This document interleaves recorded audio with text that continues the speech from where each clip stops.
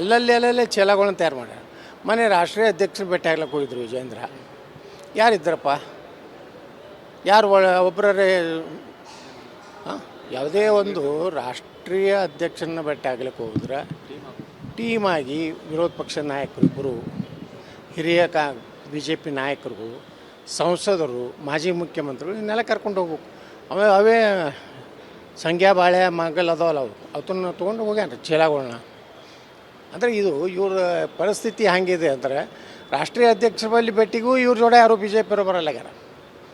ಅದೇ ತಂಬೇಶಗೌಡ, ರುದ್ರೇಶ, ಪ್ರೀತಮ್ ಗೌಡ, ಇನ್ನೊಬ್ಬ ಅದಾನಲ್ರಿ ಇಲ್ಲಿ MLA, ಇವ್ರಿಷ್ಟು ತೊಗೊಂಡು ಬಿಟ್ಟರೆ ಮತ್ತು ಯಾರು BJP ಒಳಗೆ ಸುಮ್ಮನೆ ಇವತ್ತು ಕಾರ್ಯಕಾರಿಣಿಕರ್ತಾರೆ, ಏನೂ ಇಲ್ಲ. ಈಗ ಎಲ್ಲರೂ ಬರ್ತಾರೆ, ಬೊಮ್ಮಾಯರ ರಿಸೆಪ್ಷನ್ ಊಟ ಮಾಡಿ ಹೋಗ್ತಾರೆ ಅಷ್ಟೇ.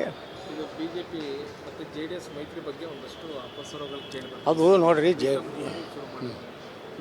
ಅದೇ ಇದು ಇವಂದೇ ಡೈರೆಕ್ಷನ್ನು ವಿಜೇಂದ್ರಂದೇ. ವಿಜೇಂದ್ರ ಒಟ್ಟೆ BJP JDSನವ್ರ ಜೊತೆಗೆ ಹೊಂದಾಣಿಕೆ ಆಗಲಿಕ್ಕೆ ತಯಾರಿಲ್ಲ. ಯಾಕಂದರೆ JDS ಲೋಕಸಭೆಯಲ್ಲಿ BJP ಜೊತೆ ಹೊಂದಾಣಿಕೆ ಆಗದಿದ್ದರೆ ತುಮಕೂರು ನಾವು ಸೋಲ್ತಿದ್ದೀವಿ, ಬೆಂಗಳೂರು ಗ್ರಾಮೀಣ ಸೋಲ್ತಿದ್ದೀವಿ, ಚಿತ್ರದುರ್ಗ ಸೋಲ್ತಿದ್ದು. ಅವರೇ ಹೇಳ್ತಾರಲ್ಲ MPಗಳೇ, ಕೋಲಾರ ಇವೆಲ್ಲ ಅಡ್ಜಸ್ಟ್ಮೆಂಟ್ ಗಿರಿಕೆಗಳು ರೀ.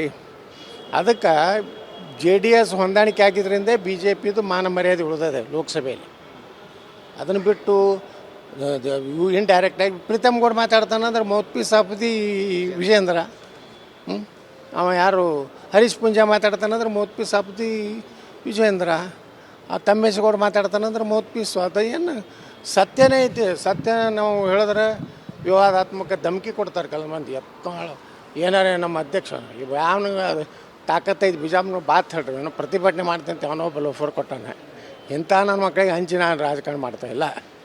ವಿಜೇಂದ್ರ ಬಗ್ಗೆ ನಾನು ದಿನ ಮಾತಾಡ್ತೀನಿ. ಬಿಜಾಪುರ ನೋಡೋದು, ಬಿಜಾಪುರಾಗ ಯಾರು ದಮ್ ಐತಿ ಬಂದು ನಾನು ಮುಟ್ಟಿ ನೋಡಲಿ.